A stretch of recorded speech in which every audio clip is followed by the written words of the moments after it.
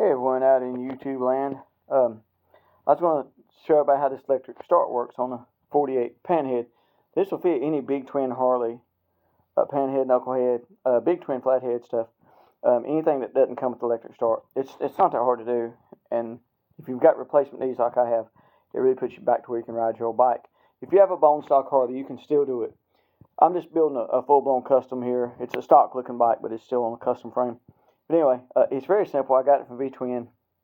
York Engineering, I think, made it. But anyway, there it is installed. I had to notch my fender because I want to keep the long fender. You can just cut the fender off short if you want to and don't have to deal with all that. But I want to notch mine. You can see I've got plenty of clearance back there for my main lug and plenty of clearance around the starter.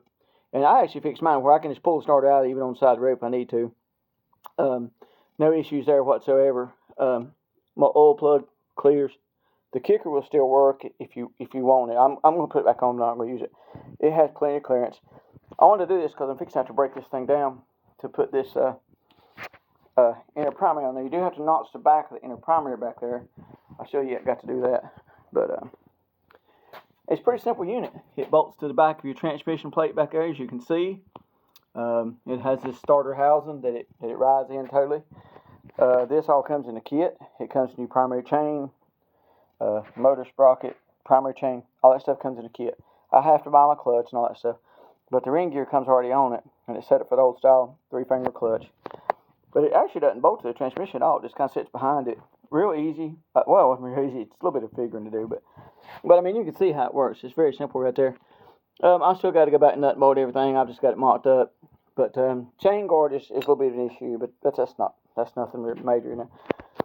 But anyway, next step on my part is to break it all back down, put my inner primary on here, and notch it for the starter housing to ride through right here. You do have to notch the inner primary a little bit. But other than that, I mean, it's not a big deal. I'm gonna run mine dry in here. Yes, it's chain, but I'm gonna run it dry. It'll be fine. Put a little oil on it. But anyway, it's not that hard to do. Of course, you have to switch everything 12 volt, which I already was 12 volt because I run a generator, 12 volt generator. And the oil tank came with it. The kit I got was the complete master kit. Oil tank, primary chain, clutch hub, complete starter assembly.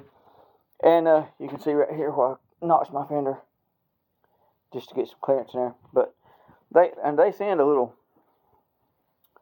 they actually send a push start right here that you can use. That's okay. If you want to do that, that's fine. I'm gonna run mine up here on the handlebar though, you know, because it'd be a lot easier to start it. But everything seems to clear. The clutch arm, nothing's in the way of it. Really, there's plenty of room back there. Really, it's kind of wild how I retrofitted it. But anyway, if you have an old Harley and you can't kick it anymore, you just don't want to fight that Kickstarter anymore, that's a good way to go. I think it's a late 90s Sportster style starter. But anyway, it's a real easy fit. Wasn't that bad. It's not that daunting to do, you know. You get everything from, I got this from V-Twin. I think it's about $2,300. Retail, I don't know. I got my dealer cost some V-Twin dealer. But anyway, and it was a little bit cheaper, but not much. But it's well worth it, you know. If you ignition, your timing's a little bit off or just whatever, it still fires up real easy. Anyway, anybody has any questions about it, feel free to hit me up. I can provide V-Twin part numbers, whatnot, you know. Or you can call V-Twin, or I'm a V-Twin dealer if I can get you one. It's not a big deal. I may send this to V-Twin also, let them know how easy it went on. This is my old Kickstarter 4-speed. It's 4-speed. It came with the pan, so it's nothing special. Didn't have to change any of that. That's the same motor and trans that was on here when it was kick only. And you can see it actually sits right back here. Is where it actually would sit if you put it on chopper frame. Anyway, I'm getting ready to take it back apart so I can do that in primary, and I'll do a video on that too. Thought I'd give everybody a heads up about it. I'm going to put it on all my Kickstarter only bikes. For some facts, it's easier. And I'm getting old. I've already had my knees replaced twice.